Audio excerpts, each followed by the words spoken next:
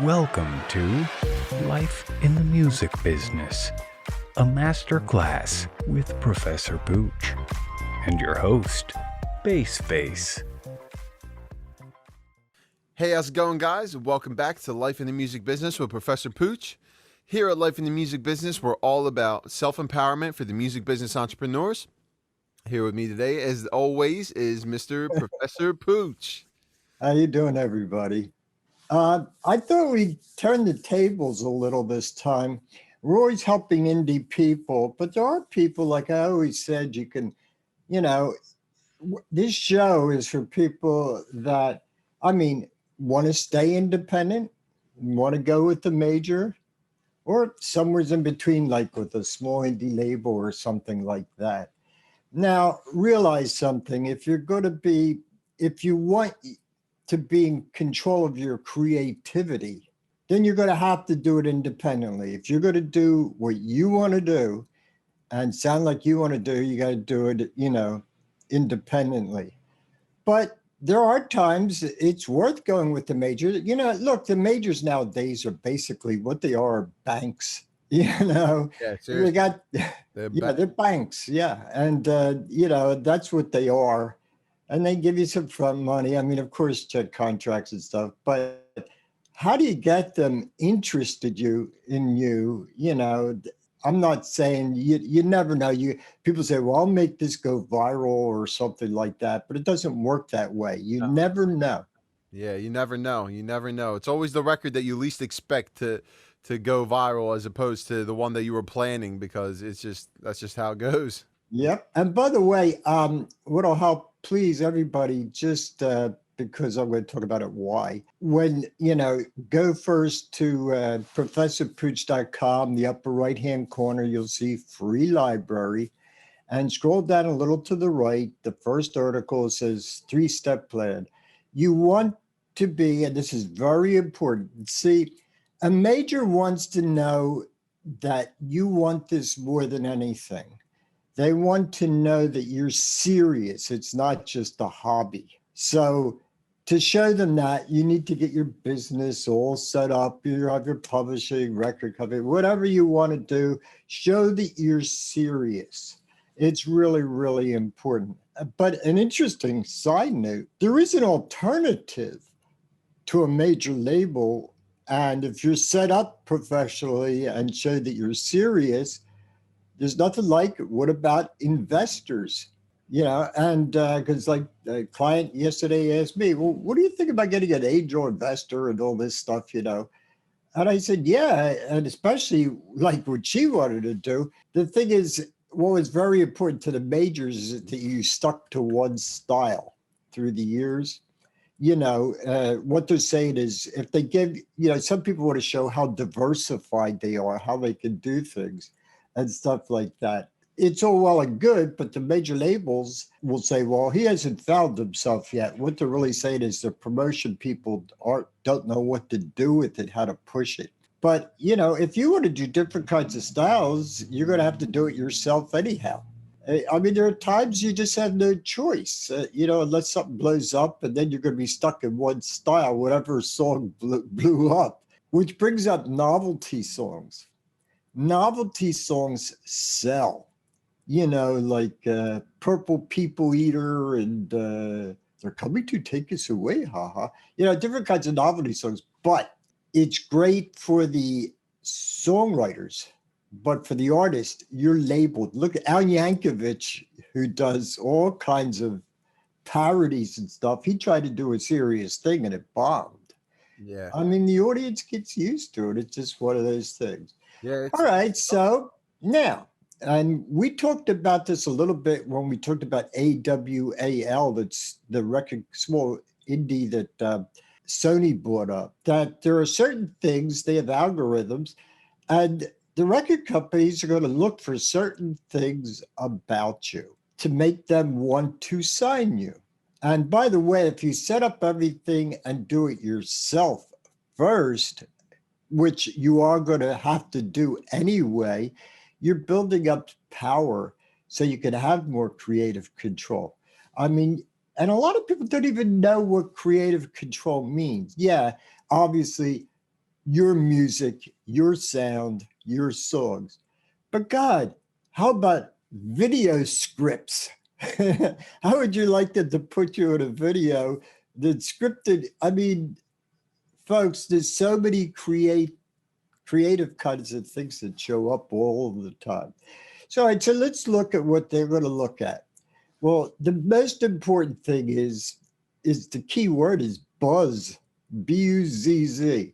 A lot of buzz. In other words, they're hearing about you. You know, you're in their face, and for whatever reason, it could be a hot TikTok thing, this or that. Who knows? It's circumstantial. You never know what it is, but you want to gain a large buzz. Now, what does that mean? Obviously, they've heard about you for some reason, but they're going to check how many, likes and follows and all these kinds of things. And they're going to try to see if they're real or organic likes or follows, And I mean, that's like super important that, obviously you need great songs. That's one thing I've noticed. There's a lot of really good bands, but they can't write. I've been seeing that a lot too. I mean, it's almost like everybody just wants to take the simple approach of just saying, "Oh, I'm going to pick one of these 1 to 4 chords and that's going to be the same thing throughout the whole song." And it's like no matter what you do melodically over top of that, you can't really make it super interesting for the audience because it's not really going anywhere. Yeah, well, that's a big thing with me, as you know, is that when it gets to the chorus, the hook, or whatever, I want it shifting key upwards and boom. I think I've stated this before. You're building, you have a verse, and you're building chord wise and everything, and then boom. And then you come down a little bit and simpler, get in the second verse, but not as slow as the first verse. And you build up, and this chorus is even more, bombastic. And of course, at the end, you let all hell break loose. What a lot of people get into the bad habit of, I just heard some stuff yesterday from people, they throw everything in right at the beginning. And my thing, of course, is always, well, where do you go from there? Because everybody has no attention span. You got to build on that. So you got to, be simple. Take some instruments out, simplify your instruments, build it up slowly. I find that that's super important too because there's a surplus of good songs, but there's very few great songs, and usually the great songs that come out just like skyrocket up to the #1 on the charts because there's a lot of money behind it, But at the end of the day, I still feel that there's still more that people could be doing to make it interesting, and some of the things I've seen recently are kind of like organic really, or like people walking around with like a Zoom microphone and like just recording stuff, banging stuff outside, and then they like compress it, do all this stuff to it, and turn it into their drums as opposed to using the same samples that everybody else is using from online. No, it's a good point. By the way, one thing we had fun with. Well, this is the advantage of tape, but I guess you could do it digitally somehow. But we had somebody just hold some low notes like do, do, And what we did, we made it half speed, put it into a sound sampler, and put a bass over the top. But it became almost like it's a bass, just a Wow. little thickness of like I used to use a Fender Jazz bass. A little thickness of the real bass, but then the voice, which at a much lower frequency, mixed in with it. There's a song, oh, wah, wah, wah, wah, wah. I forget the name of the song, but take my breath away, bo, bo. Well, it had that kind of sound in it almost. Yeah. It's like a voice into the bass kind of thing. Experiment, folks. Have fun. I mean, it's really tough, honestly, because nowadays the market is just it's a different market. I mean, there's still the need for great songs, but the all the music that's coming out is kind of similar to the same progression the whole time. I mean, they remove a couple instruments here and there, but typically it's the same. So a lot of people are shooting for that because they say, "Oh, well, that I've heard recently like, "Oh, well, that's what the people want to hear nowadays. They want it like this." But it's like just because everybody else is doing it doesn't mean you have to do it the same way. I mean, how else are you going to get ahead and when if you're fitting in, you know. Yeah, as you say, they're trying to fit in instead of stand out. And that's a great line. I like that. I'm Yeah, stealing it's the truth. it. It's the truth because I mean, like you see the biggest people in history and throughout history, I should say, and they've always challenged the status quo. You know, David Bowie at a time was dressing up as a female almost in a way with makeup and all this stuff, and that was like Yeah, unheard of. You know what I mean? You lived through it, so I mean, it was almost interesting if you could tell me a little bit about that at that time when that type of stuff came out. You guys probably thought they were out of their minds. well, what it was is in the 70s, there was this a style of music called glam. And it was a lot of it came from Britain and stuff like that.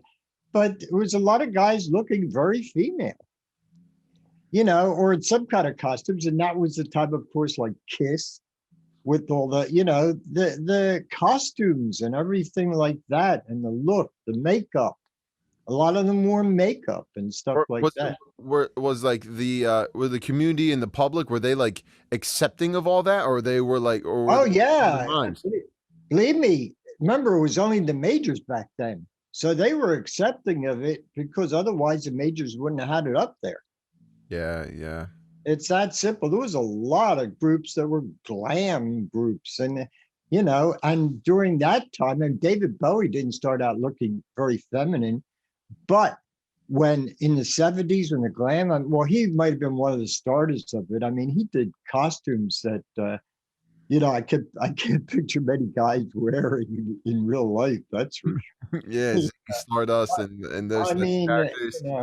it's yeah, it's just I just they're costumes, they're stage costumes, and which they can write off for taxes. Remember that, folks? Yeah, that's funny, but yeah, I mean, always it always comes back to the great songs, and I mean, Yep. at the end of the day, you have to feel it. You know what I mean? It has to really feel good to you. And I've even heard like major producers be like, "Oh, well, I was working on my drums, and then I quantized them, and I lost the feeling, so I went back to the unquantized." And everybody thought I was crazy because it wasn't 100% onto the grid, but it just felt right. And guess what? It did very well in the market. Well, actually, the funny part is the real top drummers. There's two things they do. Here's a couple of secrets for you. One, they play a split hair behind the beat. Hmm. And this is the bad. See, everybody records with this quantizing and metronomes and all this.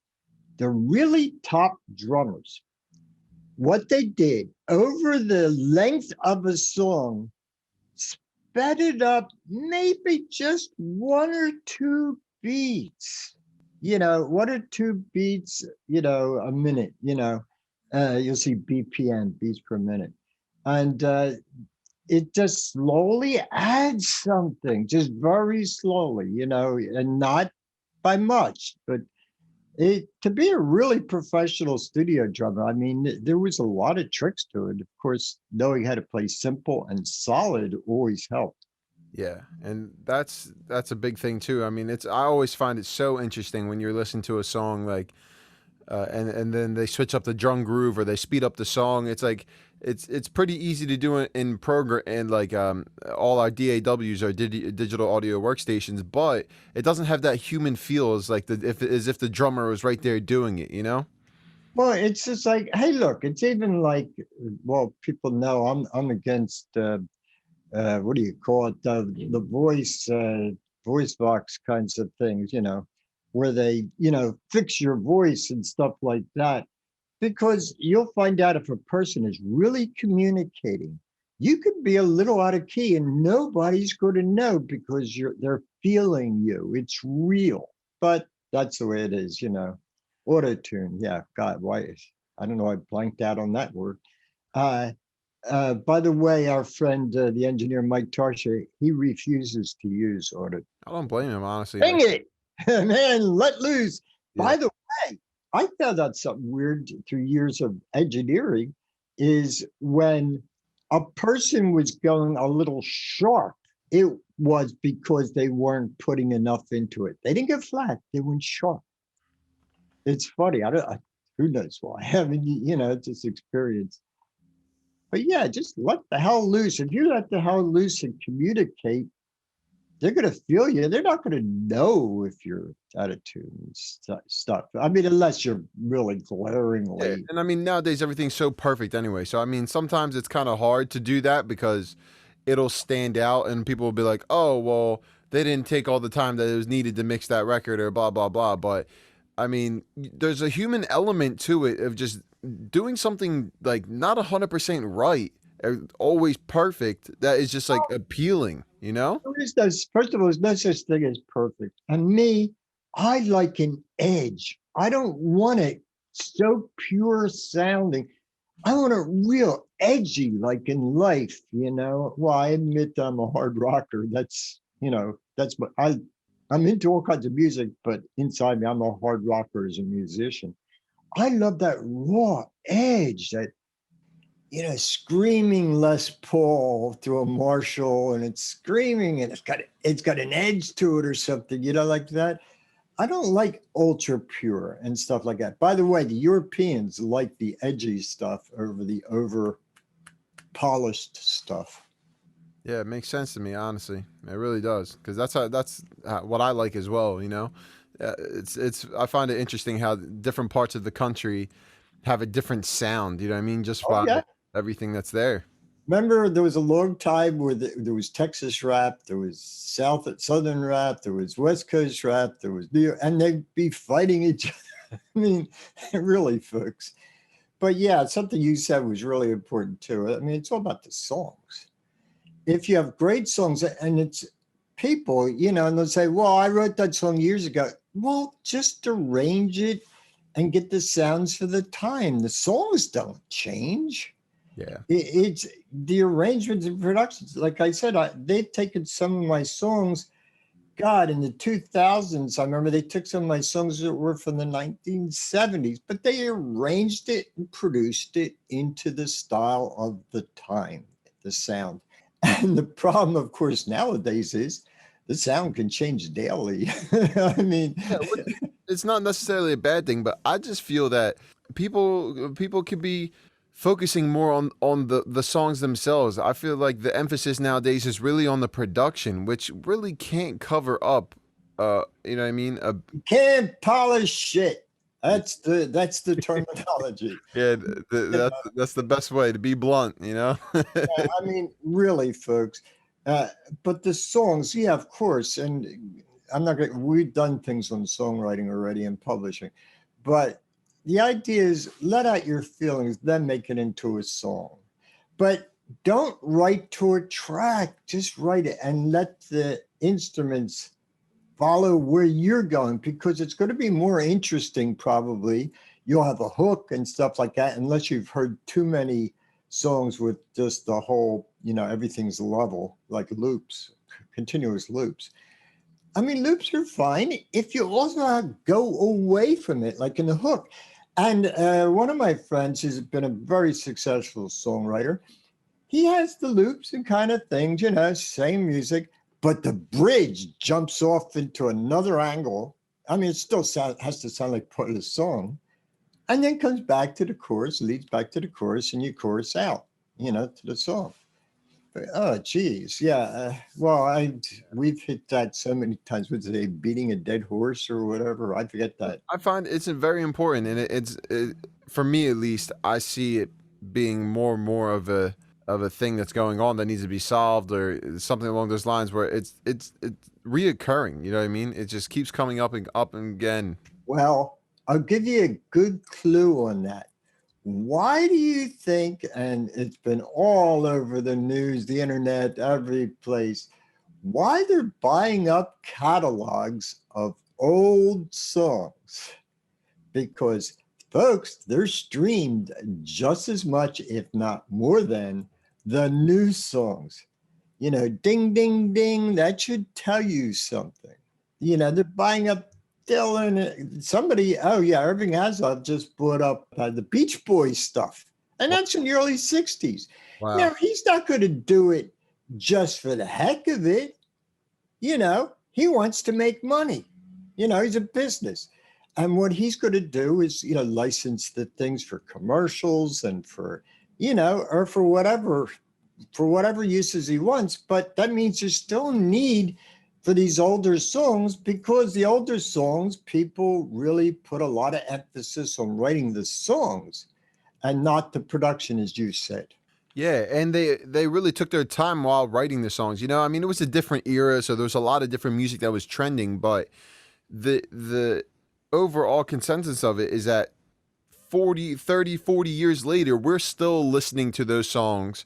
Like, I grew up on music because my dad showed me what he would listen to when he grew up, you know, and that's what got me interested in music in the first place. But it's like, sometimes it's hard for me to see myself listening to the stuff that's on the radio or number one on the chart at this current moment in 10 or 20 years, or showing my children when they're around. Uh, hey, we all got started and we're all influenced by different styles of music. I was influenced by several different styles because it's what I heard when I was growing up, from, uh, whatever was playing on the radio at the time. There was some doo-wop and there was some, Jefferson Airplane, The Haunting. I like haunting sounds.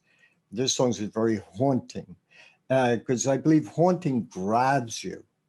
It grabs the listener. It's done by playing very simply, not By complex. haunting, you really mean catchy, is like something that sticks in your head that you can't get out of. Even a week later, you're still thinking of it. You're singing it in your head. Yeah, because it's easy to follow, but it's haunting. It grabs you. It's simple. It just, so whatever it is that grabs you, hey, look, like I tell people, you want to create a mood. It's just super important. But if it's a dance song, it should make you want to get up and dance. Mhm. I mean, but it's a mood. We're not talking about caring about what kind of mood, but it takes you on that mini vacation to another dimension, kind of a thing. Yeah, I don't want to beat everybody over the head with this stuff, but But if you want to stand out instead of just fit in, look at the songs that are out there that really become hits. A lot of the songs that you're going to hear 10 years from now. A friend of mine said, and he's right, how many songs from nowadays are we going to hear 10 years from now? And it's going to be the songs that took you someplace. They just were special. yeah, you can't just jump on the fad. You can't just try to chase what's out right now, because it's not going to make you stand out. And till this day, I will probably for my entire career, I will say that same thing. Why try to fit in when you can stand out? And I'll tell you firsthand, I always tried to fit in when I was growing up, and then I realized Did I? I'm just myself. And if you don't accept that, then I can't help you, because I am who I am, and I'm Well, I'm not for everybody. Just like every song is not for everybody. no. And you don't write stuff so people will like you. You write stuff because that's who you are. And then people will like you because you're real. And that's who you are. And that's the kind of people you want. But yeah, I made that mistake growing up. I was trying to fit in. I just never did. Yep, It comes back to that word try too, because that's one thing you yep, always say. yep. You Well, can't I was, try. You got to do. You got to yeah, do it. try is one of my curse words. Don't try, or well, I hope I can, or things like that. Because then you're putting a negative right from the start. Just do it. If it's wrong or it's a mistake, well, you now have a course correction, and you shift over a little bit. That's all, into the next thing you want to do or whatever. That's that. That's that. Okay, to finish up this thing on back where we were with wanting to go with the major, they are going to want to see you have a strong team.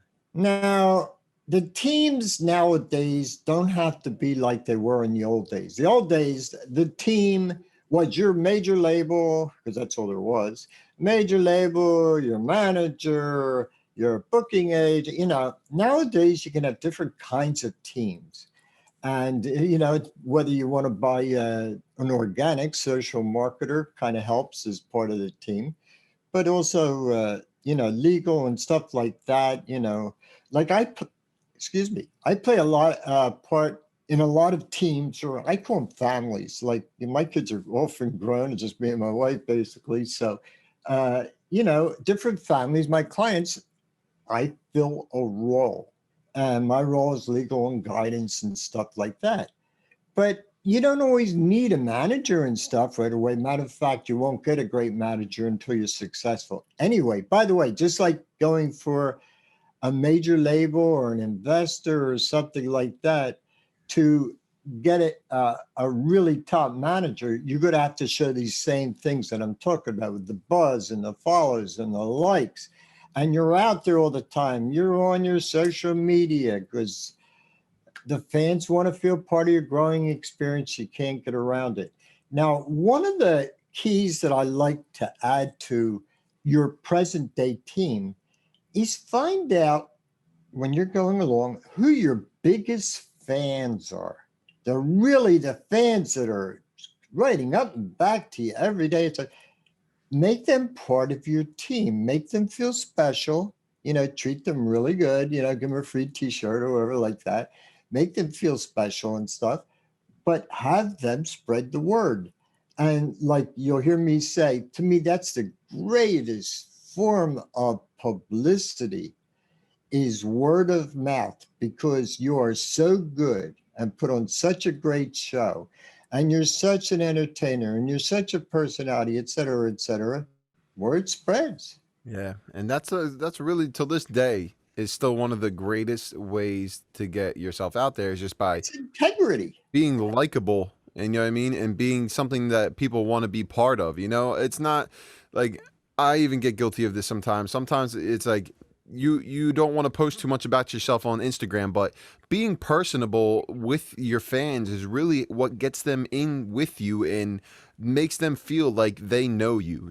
Even though you're not going to obviously tell them your most personal secrets, but you can still have the level of being personal with your own secrets, but then still being public at the same time, so that they feel like they're part of your whole gimmick or everything that you have going on. Yeah. I'll throw out the word gimmick, but Not gimmick, you know what I'm saying? But when I say a gimmick, natural gimmick. Yeah, right. yeah, like when I say gimmick, I don't mean like wearing a hat and doing a dance. I'm talking about like your whole Unless that's who you are. exactly. But yeah, there's nothing like being yourself. It's just the easiest way to go. But look, people, so there's nothing wrong with go to a major. But you not only want to, you need to go from strength.